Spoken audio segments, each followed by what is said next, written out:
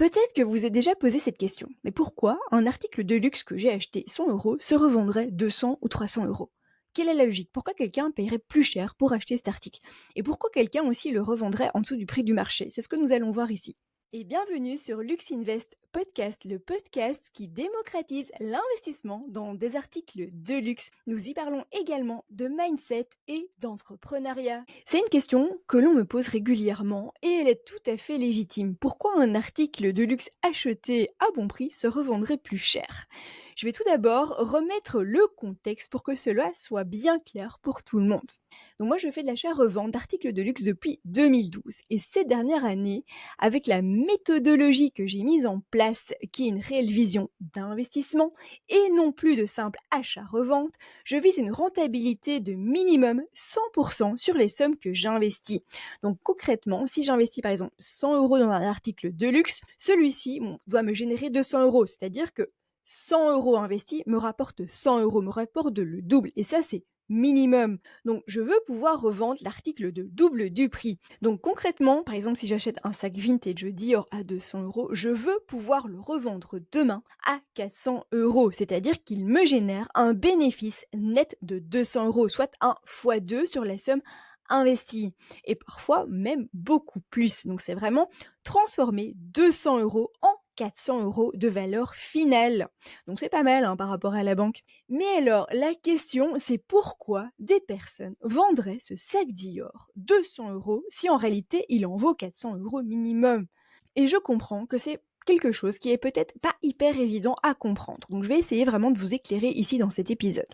Pour comprendre justement cette notion et cette différence entre un prix peu cher pour un article et la valeur réelle du marché, je dois partir sur 4 points lorsque l'on veut revendre quelque chose, vraiment dans la démarche de faire le plus d'argent possible. C'est qu'il y a 4 points essentiels. Le premier, c'est qu'il faut connaître la valeur du produit que vous revendez, la valeur du marché autant T.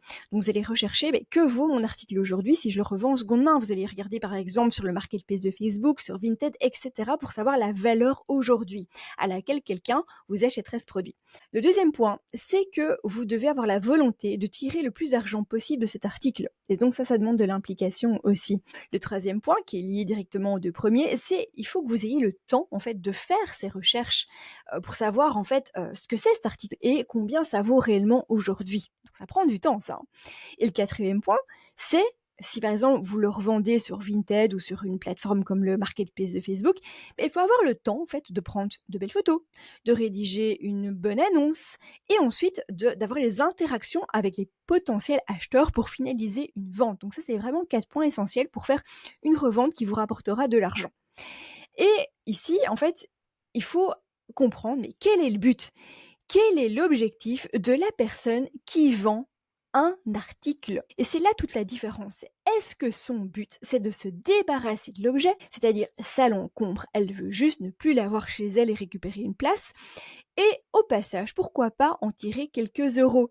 Donc finalement, on voit ici que si votre motivation première, c'est vous débarrasser d'un article, finalement, la motivation de vous faire de l'argent, elle vient vraiment en deuxième lieu. C'est un petit peu le bonus, la petite chose en plus, c'est que vous le mettez pas à la poubelle.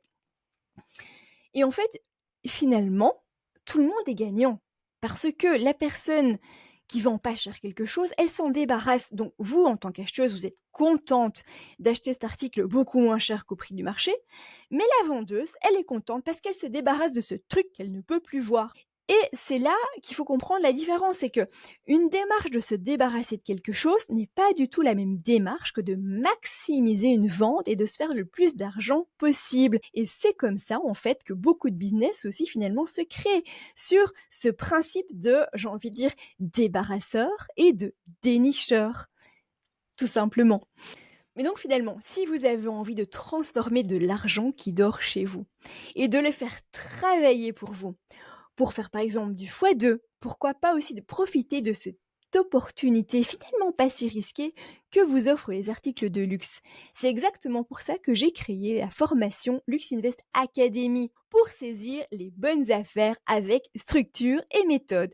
Et depuis peu, je propose également une version en accompagnement, c'est-à-dire que je vais vous suivre personnellement. Vous avez accès à tout mon savoir en direct pour mettre en place les bonnes méthodes pour vous, pour aller chercher les meilleurs articles par rapport à votre situation et pouvoir bien les revendre. Donc vraiment un suivi personnalisé sur plusieurs mois pour avoir la meilleure rentabilité possible. Si cela vous intéresse, vous retrouvez le lien dans les notes de l'épisode. Nous voici arrivés à la fin de cet épisode qui vous explique tout simplement le fonctionnement du marché, le fonctionnement de pouvoir dénicher les opportunités, les pépites et quand vous êtes malin, pouvoir mettre en place les bons process de revente pour avoir le plus d'argent possible lorsque vous revendez en occasion. Si cet épisode vous a plu, n'hésitez pas à me laisser un petit message, des petites étoiles, un petit like. C'est la meilleure manière de me montrer que cela vous plaît. N'hésitez pas à me rejoindre sur Instagram à lux.invest.consulting ou sur LinkedIn. Tous les liens se trouvent dans les notes de l'épisode.